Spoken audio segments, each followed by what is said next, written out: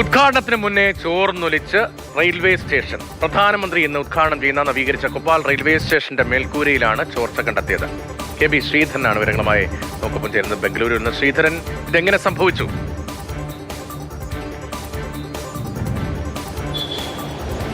വടക്കൻ കർണാടകത്തിലെ കൊപ്പാൾ റെയിൽവേ സ്റ്റേഷനാണ്. ഈ അടുത്താണ് റെയിൽവേ സ്റ്റേഷൻ ആദർശ് സ്റ്റേഷനായിട്ട് ഉയർത്തി നവീകരണ പ്രവർത്തനങ്ങൾ നടത്തിയത്. ഏതാണ്ട് 21.14 കോടി രൂപയാണ് ഇതിനുവേണ്ടി ചിലവഴിച്ചത്.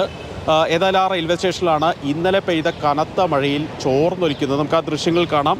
മേൽക്കൂരയിൽ നിന്ന് ചോർച്ച അനുഭവപ്പെടുന്നുണ്ട്. ഇതുകൂടാതെ ഈ മേൽക്കൂരയിൽ നിന്നുള്ള വെള്ളം പുറത്തേക്ക് പോകേണ്ട ആ പൈപ്പിന് കൂടി ലീക്കേജ് ഉണ്ടായിട്ട് അതുകൂടി പുറത്തേക്ക് പോകുന്ന ഒരു കാഴ്ച കൂടിയാണ് കാണുന്നത്. ഏതായാലും നിർമ്മാണത്തിൽ വ്യാപകമായിട്ടുള്ള അപാകതകൾ ഉണ്ട് എന്നുള്ള പരാതി ഇതിനോടകം തന്നെ ഉയരുന്നുണ്ട്.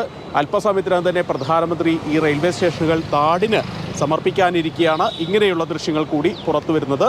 തകരാറുകൾ പെട്ടെന്ന് പരിഹരിക്കുമെന്നാണ് റെയിൽവേ അധികൃതർ അറിയിച്ചിരിക്കുന്നത്. രതീഷ്, കെ.ബി. ശ്രീധരനാണ് വിവരങ്ങൾ നൽകിയത്.